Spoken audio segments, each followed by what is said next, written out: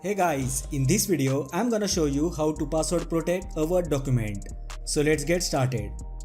I have one sample Word document and I want to apply a password to this document. To do this, click on File option. Now from the various options on the left panel, click on Info. Click on Protect Document icon. From the available options, click on Encrypt with Password.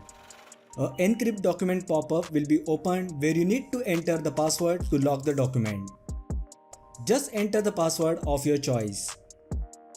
Important thing to note here is that if you lose or forget the password, it cannot be recovered.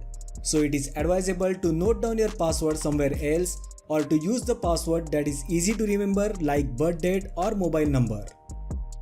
So for this video, I will enter the password as 1234 and click on OK button. You need to re-enter the same password for confirmation. And click on OK button. Once you set the password, close the document. If you get the message to save the document, then simply click on Save button. Now if I try to open the Word document again, it will ask for a password. Just enter the password, which is 1234 in our case, and click on OK button.